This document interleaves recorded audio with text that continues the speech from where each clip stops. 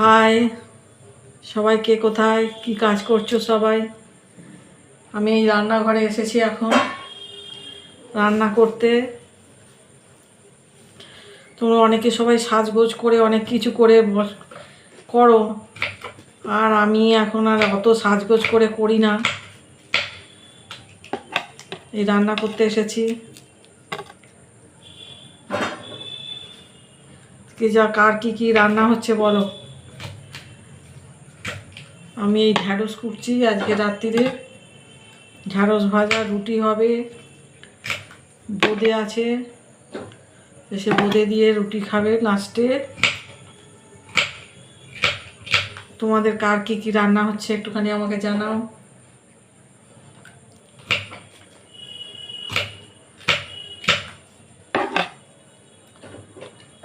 আমরা যখন বিয়ের আগে সব থাকি তখন হাত গুটিয়ে বসে মার ওপর অর্ডার করি, মা যা বলে তাই শুনি, আবার অনেক সময় শুনি না।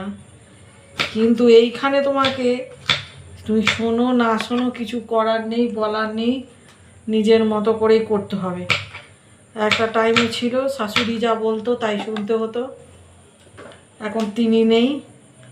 এখন নিজের সংসার নিজের মতো করে করতে হয়।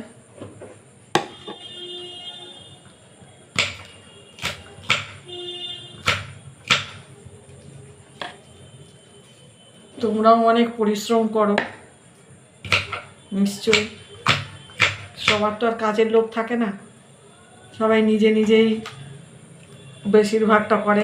আমার কোনো কাজের লোক রাখা নেই, আগে ছিল, কিন্তু ভীষণ কামাই করে দেখে আমি একদমই এখন আর কাজের লোক রাখি না।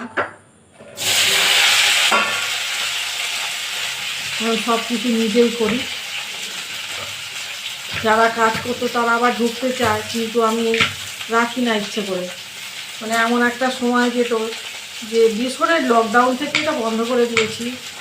লকডাউনের আগে কাজের লোক ছিল, কিন্তু লকডাউনের সময় থেকে বন্ধ করেছিলাম, তারপরে রেখেও ছিলাম একজনকে, কিন্তু সে ভীষণ কামাই করে।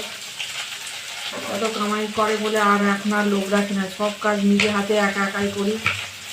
সঙ্গে বাড়ির লোকও হেল্প করে, আমার বর করে, ছেলে করে, মেয়ে করে, সবাই তারা যে সময় যেটুকুনি পায় সেইটুকুনি সময় করে।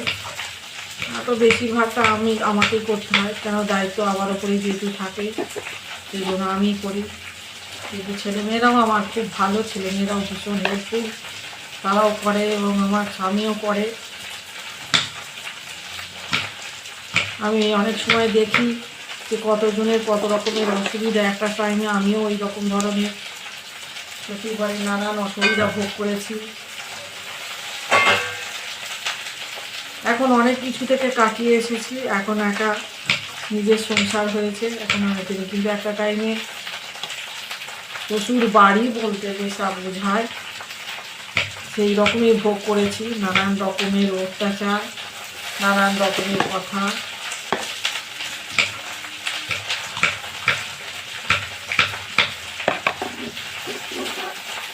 যারা যারা এই শ্বশুর বাড়ি বলতে যেটা ভোগ করে, অত্যাচার, নানান কথা, সেই রকম আমিও ভোগ করেছি। আমিও অনেক বহু বছর ভোগ করেছি, এখন অনেকটা কাটিয়ে উঠেছি।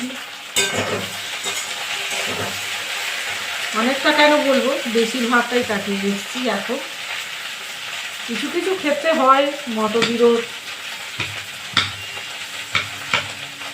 সেই রকম এখনও টুকিটাকি হয়, তবে এখন কম। যার সংসার হয়েছে তুলনামূলক এখন কম হয়।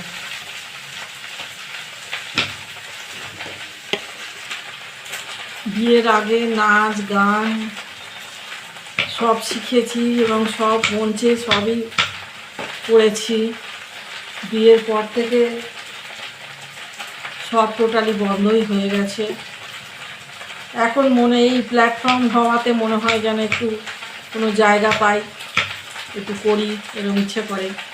তো সমস্ত কাজের শেষে আর তখন আর ভালো লাগে না, সেই জন্যই করতে পারি না, কিন্তু খুবই ইচ্ছে করে। সময় বিশেষে করিও, তোমরা হয়তো শুনেছ।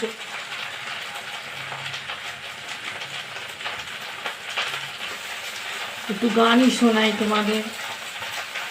বিশ্ব সাথে যোগে যেথায় বিরাজি, সেইখানে তোমার সাথে আমার। বিশ্ব সাথে যোগে যেথায় বিরাজি, সেইখানে তোমার সাথে আমার। টাটা, গুড নাইট, সবাই ভালো থেকো, অনেক অনেক শুভেচ্ছা তোমাদের।